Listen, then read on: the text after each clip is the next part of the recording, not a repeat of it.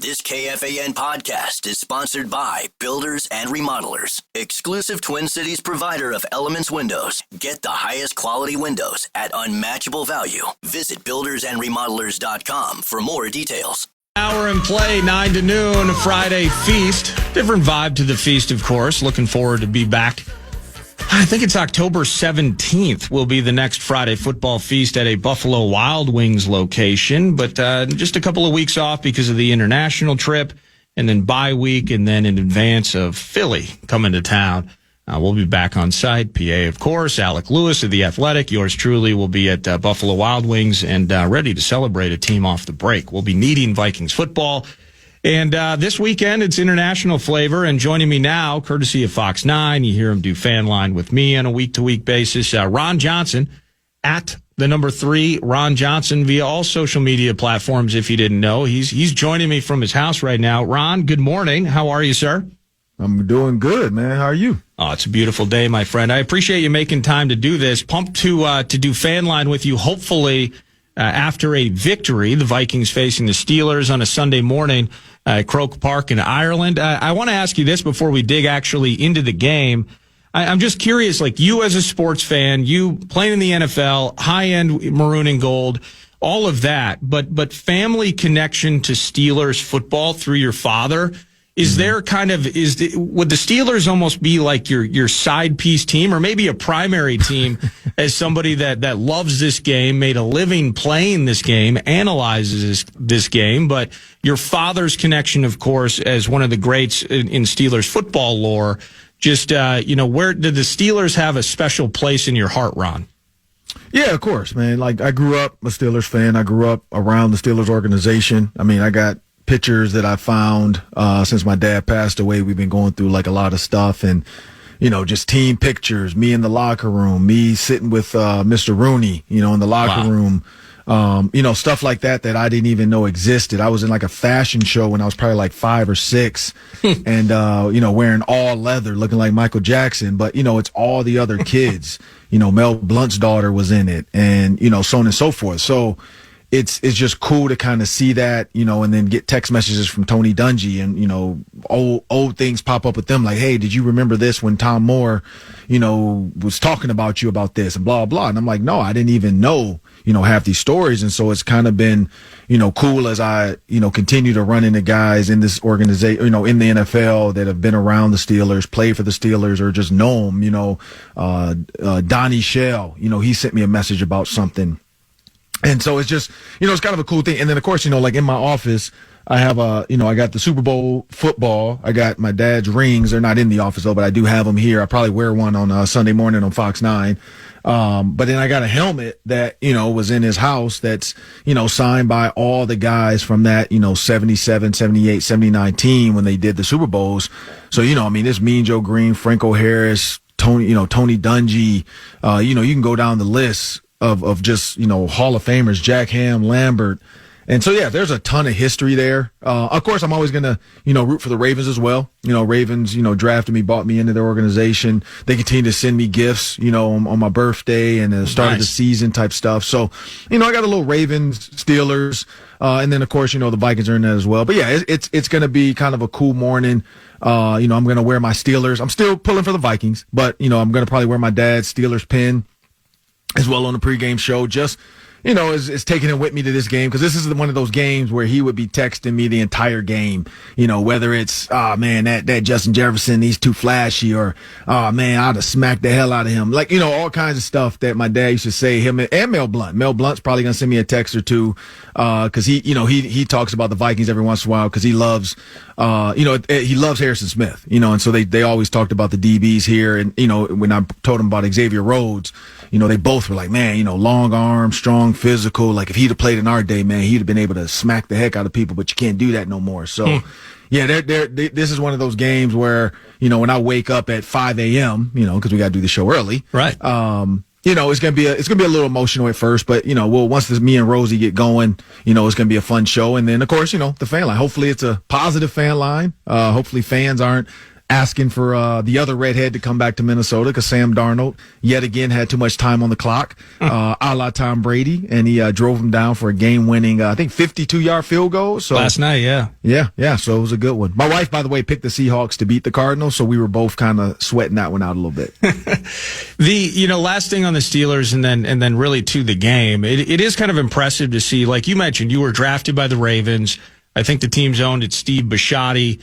Correct. And when you the Modells had it first from the they didn't fully give the Bisciotti until like 03. So 02 he was like 49% owner at first, and then I think the next year he took over 51, and then eventually I don't know what the percentage is now. Maybe he has it all, or the Modell still might have a piece of it. I haven't looked in that part, but yeah. But it was Bisciotti and the Modells, yeah. But in the days of Ozzie Newsome, I think Newsome would have been the general manager that found his way to a wet behind the ears Ron Johnson in the third round of an NFL draft. And you just think about like great organizations. The Steelers have had 3 head coaches since 1969, from Noel to Cowher and to now Mike Tomlin. Mm-hmm. It's just when you can feel kind of with that organization the way the Rooneys have led it, just as A class as it could possibly be in the NFL with that organization in particular. Yeah, sustainability. A lot of people, right now with Mike Tomlin, the question always comes up is, do we need a new coach? Are you stupid? Like, of course not. Like, he hasn't had a losing season. And I think that's the one thing the Steelers are willing to go through is like that 8-8, that 9-7 growing pain to kind of say, hey, like next year might be the year where he, flips a switch and he gets the guys he needs in there.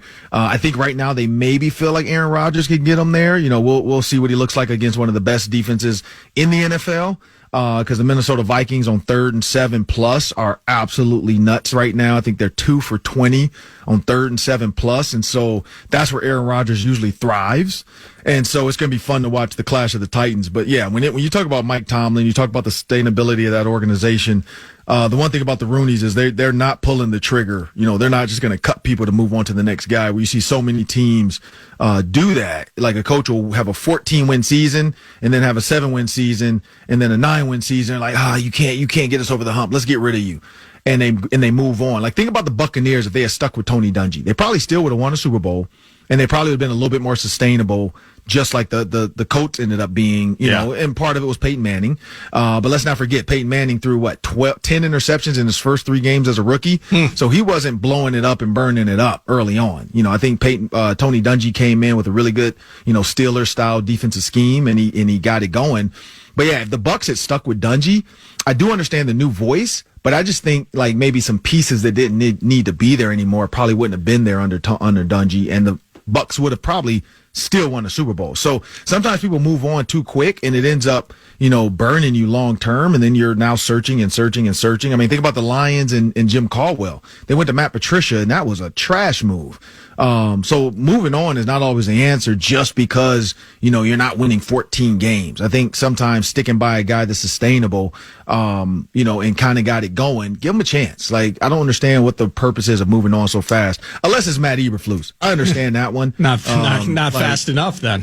Yeah, no, I get that. Like, I don't understand what the Cowboys are waiting on. Like, he was terrible with the Bears, and then you bring him into the Cowboys. Like, what did you think was going to happen? This defense was going to get better, and then you get rid of Micah Parsons. So, sometimes I think, people look at moving on too quick, and the Steelers are not that organization. Like, I love the way they just, maintain and continue to be, excellence, long term. Well, part of the excellence, part of the long term, as we look at this game on Sunday, Ron, we love Brian Flores, love this defense. 5 takeaways on Sunday against those Bengals. That was sweet. We were celebrating it on Fan Line. And I hope that I did the math correctly on this statistic into the weekend. Turnovers. The Steelers, since the beginning of the 2021 season and then the 3 games of 2025, they're plus 38 in the take give, whether it's punching balls out, finding ways to make plays. Like, you want to talk about being ingrained in the DNA of an operation. Tomlin's group takes the freaking football at their own personal will, it feels like. We got to be judicious. We got to be careful with ourselves when we handle those Steelers on Sunday. Yeah, and it's a mindset, too. You had Jalen Ramsey in, who's a huge, like, bravado, moxie type of guy, huge, aura around him. Mike Tomlin already has that, black Air Force One, kind of feel where it's like, look, I'm coming in here to bully you in your own stadium. I don't care who you are, what you have, or who your running back is. My guys are going to chop him down every time he touches the ball. That's the way Mike Tomlin has always had those guys playing. And then, and Brian Flores talks about it too. He has his kids punching the ball out when they hug him. I think the punching the ball out, going back to Peanut Tillman, that's always been a thing, but it's kind of you have to have guys that are willing to rally around, because the guy that maybe goes for the punch may not wrap up and make that tackle. So you got to be comfortable that other guys are, the cavalry's coming. And I think that's how the Steelers play. They just are not, they've always been that way. You go back to Larry Foote, back when Antoine Randall was there. You go to Kevin Green with Greg Lloyd. It's just always been that with the Pittsburgh Steelers. They've always had that blue collar, black and gold, just, it's my way. Here's who we are. You try to beat us, but you're, good luck. And it's, it started with me and Joe Green and that 1973, 74 team, and it's continued on. And honestly, I think that's the reason why the Rooneys don't move on from coaches. They don't want to lose that. When you go from Cowher to Tomlin, and even go back to Chuck Noll, they all kind of had that mentality of just like if you look at Bill Cowher, he looks like he's willing to fight you in an alley. And I think that's what the Steelers wanted, was they always want that coach that has a little bit to him, where it's like, if my guys get into a fight at the bus, the coach probably is going to be right there. And honestly, if somebody were ever to take over the Steelers organization, I would have thought Vrabel. I thought maybe somebody like that would be the next Steelers head coach if Tomlin retires, because that's another guy that you feel like, or even Dan Campbell, that's a guy you feel like that would fight you in a tunnel. Well, I actually thought this was maybe a dumb opinion now, years removed, as Brian Flores has been our defensive coordinator for, I think this is into his third season. I thought when he was there as that special assistant, we had to let things simmer after what happened in Miami. Now we got allegations of, collusion and just kind of, the inability as Flores was trying to find his way to new head coaching jobs. So he lands with Tomlin. And I'm thinking to myself, they won a Super Bowl in 2008. Big Ben, heck of a lot younger, heck of a lot cheaper. They found their way to the W there. They go back. They lose to Rodgers in the 2010 season, I believe. But and this was kind of the end of I'm thinking the end of the Antonio Brown era out there too, where just things started to feel like, had he lost his voice, and all respect to Tomlin, et cetera. But maybe this was a grooming opportunity for Flores to become the next head coach. I had pegged Flores as being that option if Tomlin was going to retire. And maybe it still is. I don't know. Yeah. Yeah.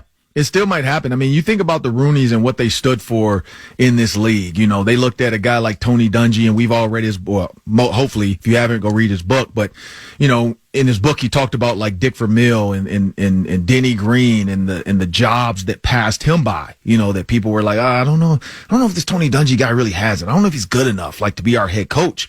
And, you could say whatever you want, but a lot of people would say, if he were a white defensive coordinator back then, or a white DB coach, he probably is given that opportunity. But, just like Warren Moon and guys like that had to go to Canada to play, they always question the African-American quarterback, the African-American head coach. It's always been a thing where, are they good enough? Are they smart enough? And so the Rooneys realized, look, we know Tony Dungy. We know he's good enough. And so I think that became the reason why they're like, look, we have to make sure we're doing our due diligence. And it's not just one of those well, let's just do it to do it. It's let's make sure we are taking the time to interview some of these really smart coaches, no matter who they are, where they are, what their parent life was like, what their background was like, who's their father, because there's a lot of nepotism in this league.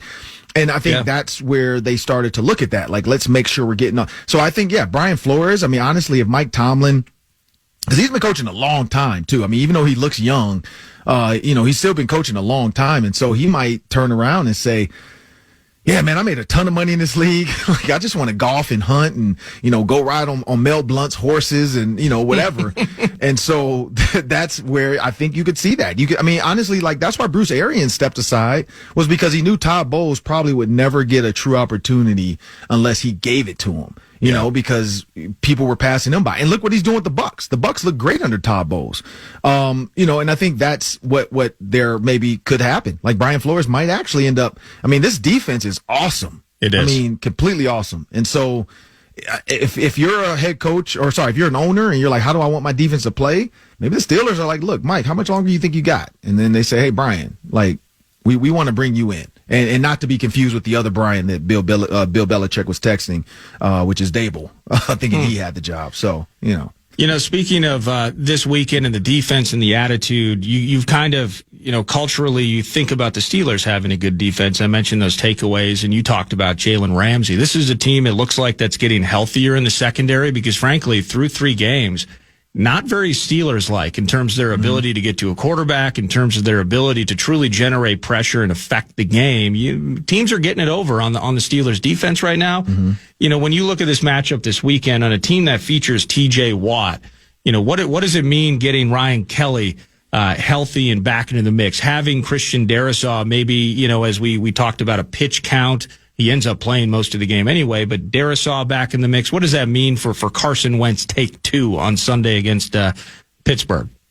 Well, the biggest thing is that the Vikings defense is not on the field a ton. I think that's going to help out the offense. Like when your defense can get off the field, that's what everybody says. It's cliche. Let's get off the field. 3rd down. Let's get off the field. When you look at, go back to that 3rd and 7 plus, they're 2 for 20, which is first in the NFL. So they're giving the offense opportunities to be out there longer. Now the Steelers defense on 3rd and 7 plus is 30% conversion, which is 24th in the NFL. So I don't know if it's because again, there's some of their corners. When you look at what they're doing, you got Darius Slay, you got Jalen Ramsey, you got Joey Porter Jr. who's been hurt, so I don't know if he's coming back or not. He's been limited both days. He and Deshaun Elliott both appear to be trending towards being options on Sunday.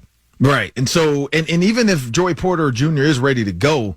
How healthy can he run full speed with because again, you're getting Jordan Addison back. And I think that's the thing about Carson Wentz, having take 2, quote unquote, is you now have an absolute weapon. You think about, cause I interviewed Jake Reed this week, which we're either going to air it next Tuesday or Tuesday after, but Jake Reed gave me time, like a lot of time. Cause I told him, like, man, in 1998, I was a wide receiver here, a freshman wide receiver in the state of Minnesota. And so that was a time to be alive, to be a wide receiver in the state of Minnesota, to watch Randy Moss, Jake Reed, and Chris Carter. And I loved what Jake Reed said about, like, what he thought about Randy Moss, what he thought about himself, what happened. He hurt his back. Like, I don't know if people knew that. Like, I didn't know that. I didn't remember that, but he hurt his back before that Cowboys game. And, that's the reason why Randy Moss was able to do what he did, because Jake Reed was the starter in 1998. Randy Moss was not starting out early on. And Jake Reed had back surgery, and then Randy Moss gets to go out there and start, and then that's all she wrote. And, we'll air it later, but Jake Reed made a hilarious comment about that. Like he said, when it happened, he looked at his wife and said something, and then he texted Randy something. And he's like, that's what it was, but when you think about that team and what they had, not to say, I'm not ever going to say, because like after seeing Adam Thielen and Jalen Naylor early, I can't ever put Justin Jefferson, Jordan Addison, and anybody else as 3 deep. Like, they are not 3 deep 2.0. I think we're hoping for it, but they're not that right now. But they are definitely like Chris Carter, Randy Moss. Like, they are definitely a duo when you talk about Jefferson and Addison. And so when you think about that, when you think about their ability, when you think about his ability to go deep and how many games, like look at the Bears games, with Jordan Addison, the 49ers games with Jordan Addison, that's what Carson Wentz is getting back. Like, he's getting a true take the top off the defense to guy. And that's where the Steelers fall short on 3rd and long, because from what I've watched so far, I've only watched like 3 games. They tend to play the sticks more than not, because that's what the tendency of most offensive coordinators are. And so that's going to be up to Kevin O'Connell and Carson Wentz to play that chess match and say, look, maybe let's send Justin to the sticks, and then let's send Jordan Addison on the deeper route, because if they jump the sticks, take the posts, or take the go, take the stutter, whatever it is. Like, that's where you get guys like Jalen Ramsey who are extremely aggressive and want to make the play. But the Steelers play a lot of zone too, and that's where you can get hurt. So I just hope Carson Wentz has studied it up. I know he's watched way more film than I've watched, but the couple games I've watched, Jalen Ramsey is playing a lot of zone, and he's trying to be sneaky and catch guys slipping. And that's why the Steelers have so many takeaways, is because they catch you slipping, and that Tampa 2 still resonates. That's where Tony Dungy learned it from with Chuck Noll. It's still there. It just looks a little different now. I'm going to pause, and then we're going to come back. I want to hit into a few more particulars on this game on Sunday, why I feel so confident that the Vikings have a great chance of winning this, and I want your opinions on it, Ron. Ron Johnson, at the number 3, Ron Johnson, analyzes football with me on Sundays following Vikings games. It's going to be like a nooner. We're going to be having lunch and talking hopefully about a 3-1 Vikings squad. It's Nordo in for PA on a Friday feast. We'll be right back. It's Nordo in for PA, and still sticking with me for one more segment, Ron Johnson. At the number 3, Ron Johnson, via social media. I don't know how much you've watched to Rodgers this year at this stage, at his age. A lot of good battles against number 12 when he was in green and gold. Got the best of him against the Jets, and now we see him in Pittsburgh. And dude can't move. And this presents, just kind of the way we were focused on defense last segment, the ability to get after him and make him uncomfortable in that pocket. Left side of the line, Broderick Jones, Isaac Seumalo, responsible for 6 of the 7 sacks. Like, I'm feeling one of those Grenard games. I don't know about you. What do you think? Yeah, like it is one of those games you can get after him. But here's the thing. The dog can still hunt. Like, he can't move. Old dogs, he don't need no new tricks. Like, if you watch him on film, and we are doing the 3-minute drill this week on Fox 9 on the Vikings Game Day Live. It's early, people, so get up, have a little, tea and crumpets. I don't know what you guys do in the mornings. Have a little brunch with me and Mark Rosen. We got the cast of everybody, PA, Don, Ben, and Pete from Dublin. But I did break down a bunch of Aaron Rodgers plays. And the one thing I learned about him early on, just watching film, especially the touchdowns, is he likes what he likes. And so when you look at the Jets game, for 2 of his touchdowns, he ran the same exact play at Nordo. When I say exact, just make sure you guys tune in, Sunday morning. You'll see me break it down. It is the same exact play, same exact shift, same exact motion. What he's doing is he's reading the safety on the first one. And if the safety jumps the over route, he's just going to throw it to the deep corner. If the safety sits back and tries to take away the deep, he's going to throw the over route. And that's all he did. He got 2 touchdowns on the same exact play just by reading the safety. And then he went to the Patriots game, same thing. They showed him a cover 2 look. He saw one safety walk down too early. He knew he had DK Metcalf one-on-one. He took the matchup with DK Metcalf and just said, hey, you're bigger, you're stronger, go get this for me. Vice versa, go to the other end, same exact look, same exact fake go. He does the, and then he wants to see who the left safety that two flinched, and that told him you're not going to be in cover 2 if you're flinching forward.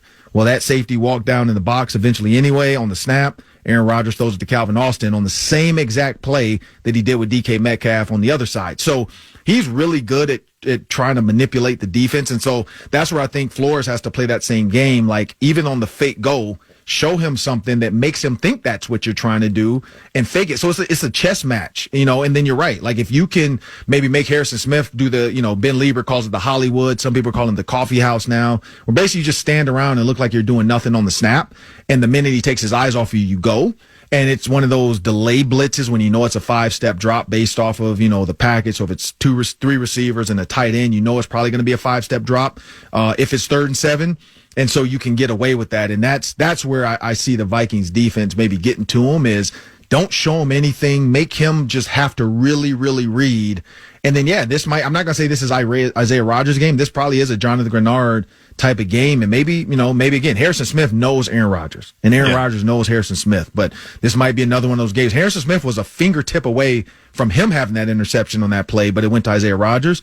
Maybe this is the Harrison Smith interception game. What do you think about Jordan Mason's ability to follow up on what we saw last week? There's an element here where Jalen Ramsey, and all things considered, I like Carson's ability to maybe get this thing downfield on Sunday, the return to Jordan Addison. I think that makes Jalen Naylor potentially not a star, but certainly an option on Sunday. But specifically with Jordan Mason and how we see that this offense needs that element for it to cook. And with this quarterback situation as it is, what do you think about Mason against the Steelers? Yeah, well, the Steelers are giving up 139 yards per game on the ground. Okay. So when you look at, but the reason being is because their first and second down defense hasn't been great, so teams are able to run the ball whenever they kind of want to. It's not like they're forcing a ton of 3rd and longs, and that's going to be the key for them is can they not end up in that situation where they're in 3rd and short, 3rd and 3, 3rd and 2, 2nd and 2. You're kind of opening up the playbook for whatever they want to do. And that's where the Steelers have to be able to get better and stronger on that first and second down play. But yeah, I think Jordan Mason can do it again. I mean, the 3-4 defense is notorious. I mean, the Vikings run the same defense, and the 3-4 defense is notorious for giving up gaps if those linebackers aren't sifting and coming through right away and figuring it out. You know, I see a lot of tape of what's his name for the 49ers, their linebacker, and people are like, oh, he shift left before the snap because he knew what was going on. No, he knew that the gap he had to get to was over there. He wasn't shifting because he knew the play. He was just trying to make sure his gap was taken care of in that 3-4 defense, because you're uncovered. The guards are uncovered, which means they have a chance to get to that second level and block that linebacker front side. So he was trying to make sure he was able to get to his gap before the guard could get to the second level, and that's all they're doing. And so same goes for Ivan Pace. That's where Blake Cashman comes in, that, you know, not having him is huge, but Eric Wilson has been playing great. But Ivan Pace cannot let those guards touch him. Like I remember when Ray Lewis, when the Ravens switched from a 4-3 to a 3-4, and because they drafted Terrell Suggs, and they're like, look, man, we got more of a outside linebacker than the DN and Suggs, and so they switched to a 3-4, and Ray was not happy because he was used to Saragusa and those big guys up front, being able to eat the guards up, and he can just roam free. Well, then eventually Ray realized, like, all right, in this 3-4, let me just do X, Y, and Z, and I can still get to the play. And, you know, again, when the greats figure it out, they figure it out. And that's where I think Ivan Pace, being young, sometimes he kind of sits in his stance a little longer than he should versus just knowing what's coming and shooting the gap and then not trying to make the play on the backside. If the running back cuts back, it's not your play. And so that's where I think, you know, the Steelers have not been sound. Like, and Jordan Mason looks great on that cutback. He hits the lane hard. He puts his shoulders forward and he falls forward. Like, he's not I haven't seen him really get hit and take a loss yet. So, yeah, I think he can follow it up. I don't know if he's going to do what he did last week, but I think he definitely can follow it up. What makes this game either in some ways easier, or does it make it more difficult for Carson Wentz, who comes in a week ago? He's kind of playing free. He certainly knew he was going to start, so it's not like he just rolled into one practice and then started on Sunday. He had that lead up due to the ankle with JJ. But does this? I heard Tomlin during his presser talking about the Vikings offense, specifically Carson, Grizzly veteran, can make the throws, big arm, etc. But he kept, and I can appreciate this in some respects, he kept going back to, and this is something that can work for a period of time in the short term. And so kind of in relation to Carson. So, you know, kind of in some ways he was probably stating that there's an expiration date to this. So we got this vibe. We got this big boost on Sunday with the Bengals victory. Kids playing free. We dig that. But now it's like, okay, what's the next step? What's the next step of growth? Is this game in some ways easier with the momentum of a big win against the Bengals? Is it more difficult as he has to challenge himself mentally to not think about, like, my job's on the line? Is he playing less free? Does any of that make sense, Ron? Yeah, like, I mean, so again, one game in, kind of like Josh Dobbs, you know, one game in, it's the adrenaline that's going to push you. It's the like, okay, this is my chance. Let me just get out here. Nobody's expecting me to do a ton. Let me just not screw this up so bad that everybody's like, this dude sucks. And, you know, and I think that's what Carson Wentz was playing with. Now it's like, okay, well, we saw you go out there and throw, 70% completions. You didn't have to do much because of defense. Because again, the Vikings have put up 27 points a game, Steelers 24. But a lot of that scoring has been the defense helped them out. That big point jump was the defense helping them out big time, because to have a week two to week three, week two heading into that game, they were, the Vikings had scored 16 points a game, and now they're at 27 points a game. So that's just a one game swing that they absolutely murdered the Bengals with defensive scoring. Nobody put them on the 30-point first half, scoring and all that stuff. So the 16 points, which team is this? Is this the 16.5 points a game team from week 1 and 2? Or is this a team now that has averaged 20, legit 27 points? Can this team do this? And again, this is a team game. We're not just asking the offense to score 27 points, but can they keep up with Aaron Rodgers? Because in the red zone, the Steelers are the number one team in the red zone. And that's because of Aaron Rodgers. That's because of he knows how to read a defense down there, and he knows who to take, when to take them. And honestly, he has DK Metcalf and Calvin Austin, and he has Pat Freiermuth and Jonnu Smith. He has some weapons when he gets down in the red zone. So for Carson Wentz, it's like, don't do too much too early. Don't feel the pressure of every Aaron Rodgers play that you got to make another play on top of it. It's a long game. You're overseas. Nobody has home field advantage, even though I think Dublin feels like Steeler Nation, whereas London is more like Vikings town. So I think that's going to be the key for Carson Wentz is, there's a little bit of pressure now, because, I mean, you can't ignore the whispers of if he does well these next 2 games, does he come back and start against the Eagles? That he hears those whispers. Can he still get it done? I mean, he's watching Sam Darnold right now, and he's like, damn, Kevin O'Connell did all that? Like, let me just see what Kevin O'Connell can do with me now late in my career. So there's a little bit more pressure now, but also this defense for the Steelers is better than the Bengals. If you were Fox 9 style going to do sink or sail, do you have anything in your pocket yet in terms of sink or sail options, you and Dawn and, during home games? I think Lieber and Pete Bursich might be in the mix. Sink or sail on the idea that the Vikings are going to be 3-1 by the time you and I see each other on Sunday.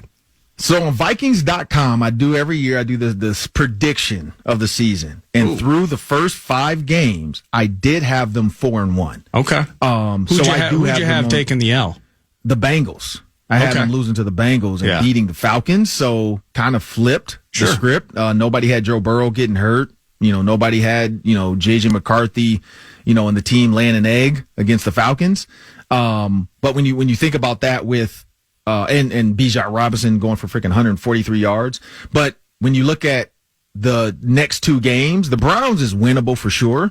But you can't overlook them because they beat the Packers. Clearly their defense is legit. They have a really good defense. Myles Garrett is scary. Thank God hopefully Christian Darrisaw is still ready to go, because being overseas long term like this and, not the same technology at home, not your same bed, not your same stuff you can get to rehab, but hopefully, he's ready to go for that game against the Browns. But when you got Myles Garrett, that's a tough ask, and now you got the Steelers over there. These are 2 games that are winnable. Would like to see the team 100% healthy, but they are down a lot of guys too. But I have them winning both games overseas. I dig that. Thanks for giving me some time this morning. I appreciate you on the fly being able to join and chat about not only the Steelers connection, but our favorite team hopefully being victorious. I'll see you Sunday, Ron. No, appreciate it. See you Sunday. That's Ron Johnson of Fox 9. You'll see him on pregame coverage early. It's an early one, so set your alarm clocks. 8:30 a.m. kickoff, 6:30 a.m. pregame. Fox 9's going to have you set up with some cool localized bits with Ron and Dawn and everybody associated. And looking forward to that. Looking forward to a W. And then right around lunchtime, just enjoying a Sunday fun day after the Vikings hopefully beat the Steelers at Croke Park. When we return, my sources indicate we might hear from the head coach actually in Ireland, but still ahead final hour. Paul Charchian's going to join. We're going to break down this game in totality as we roll on in the Friday feast. It's Nordo in for PA. You're listening to The Fan. Welcome back, 9 to noon. It is Nordo in for PA. And Devin Ward is producing the show. And you do a great job during the feast, Devin, but it's been fun kind of hanging out with you. I appreciate your help, by the way. And now, as you learn, whether it's, just the on-air stuff, the nuts and bolts of our automation system and all that, you also got to learn that you sometimes have to perform custodial and janitorial work because the Power Trip Morning Show is a complete mess. And you'll see half an eaten pizza back there once in a while. This morning you saw a large, it appeared to be a Diet Cola. Let's just call it a Diet Coke. Mm-hmm. Untouched, by the way. With a straw. Just sitting in there. Straws unwrapped too. So you part of your job duties, and it wasn't in the fine print, and I apologize for that, you will be responsible to clean up for at least 3 days a week, the Power Trip Morning Show, who just lays waste to everything that they utilize. And I'm sure they're incredibly thankful that the rest of us are here to clean up after them. With that said, instead of news, what we're going to do, news brought to you by The Casino at Canterbury Park, CanterburyPark.com. Let's just jump over to Dublin. The head coach addressing the media. Let's hear from Kevin O'Connell, who is now overseas chatting with the folks in Dublin. Tomorrow, and then obviously post-game, one of the reasons we wanted to stay after the game was to have that game and then make sure we're able to continue till midday or so on Monday before we head out. How demanding is flying across and happening right in the middle of a season at this point? Yeah, I think, I just have come to a realization that these types of trips, especially if you've got the right kind of resources and people around you, they're just an incredibly positive experience. And our players, they look at it as an opportunity. They look at it, especially the way we practiced today, the energy. It was one of our really good Friday practice for us. And we just try to keep attacking it and attacking it in a way of how fortunate we are to get to be one of the teams that gets to play in Dublin and in front of a historical venue, in front of great fans, both fans of our team, fans of the Steelers, but just NFL fans in general. And take a lot of pride in getting to continue to grow the NFL game and our brand of football for the whole world. Are you able to have like a semblance of a normal practice now that you've done this multiple times, traveling overseas practicing? Yeah, the practice we just had would have been the same as if we were back home in that TCO. Yeah, it's really the day adjusts a little bit throughout, kind of getting them activation periods and movements and getting with the strength guys when we first arrive, get a nice cup of coffee and get into meetings and eventually get on the grass. And normally by the time, especially with great weather like we had today, the guys are, I told them it feels like summer camp. We're on a trip together for the weekend, and let's enjoy the heck out of it. Coach, obviously your second name is obviously Irish, or it seems to be Irish, and you've heard of it all the time. And you said before you didn't know where it comes from. Ahead of this trip, have you been able to find out where it comes from? I've done a little research. Stay tuned on that. I'm going to try to attempt to get a little bit more clarity here while we are here. Turnover Aaron Rodgers 3 times. Do you think that would be a key aspect to your game this Sunday? Yeah, I think it's going to be, a number one thing for many of the games we play, if not all. But it is a statistic that's really been a winning stat for us since I've been the head coach here, just purely breaking even or possibly doing better, in that turnover battle normally lends us to have a pretty good chance to do the things required to win. But then you talk about the opponent that we're playing, and not a team that you're going to see on tape, maybe outside of our defense punching at the ball in such an elite way. They go up the football. They're great in the kicking game. I think they've had 11 block kicks or something crazy stat over the past few years. Excuse me. So when I think about a team that can change the game on one play in different phases than just throwing touchdowns and running touchdowns, like you've got to play a clean football game, and that all goes back to your preparation, not only this week but how you built your team, because Coach Tomlin's going to have his team ready to go, and they're going to play a style of football that they're going to capitalize on your mistakes, and that will fuel them to have the type of day they want to have. We can't let that happen, and our defense did a phenomenal job forcing 5 last Sunday, and my hope is that they pick up where they left off. And it's not going to be easy to do it. Like Aaron Rodgers playing quarterback and the way they coach ball security, techniques and fundamentals, it's going to be a disciplined team. And so just on the topic of trying to make too many mistakes, will that change how your passing game, how aggressive you're going to be trying to pass it downfield, go deep? Yeah, I think it's a good question, but I don't necessarily always believe outside of the needing to hold up in protection versus a pretty elite rush with multiple players and maybe one of the best on the edge in the whole league in TJ Watt. So you got to just be aware. You got to be aware of when you're doing some of those things. But at the same time, a lot of plays in this league in quick passing, short passing game, and even on some RPO type plays, you watch the tape around the league every Sunday. There's turnovers on those plays too. It comes down to the techniques and fundamentals of being accurate, the details of getting separation and understanding am I running a route versus man or zone and how that's different. Clearly the pass protection is going to be critical in this game, but to me it's about the execution of all 11 guys, and whether that's a first and 10 play where you're getting the ball out quick, maybe you're taking a shot down the field, using some of the different phases of your offense, whether it's the screen game, the keeper game, or so forth, or you're just calling a standard run. You better play all 11, because against this team, if you don't, they'll have multiple opportunities to impact the game in a negative way, and they're hard to beat when they do it. Hey, Coach. Hey, Kevin. Yes. Welcome to the Army. Thank you. What do you think has made Mike Tomlin so successful over the years, and why do you sort of respect him so much? What do you think he's done different than any other coach? I think it's the person. He's as genuine and as charismatic and as, I think, galvanizing of a leader in our league. I've always just respected the fact, one of the things that I view as very important for me to be. All right, Devin. Here's what we're gonna do. We're gonna pull out of the presser here. That's Kevin O'Connell addressing. I can't tell. Somebody texted, is PA under the podium with a microphone? That might actually be accurate. I'm not sure if they're just, if this is being done in like a bathroom, like a public restroom somewhere on the facility there. Audio's awful. We'll try and get a cleaner version of it hopefully later. And if there's any complete big nuggets from the head coach, we want to get those to you. But the audio just apparently it's untenable.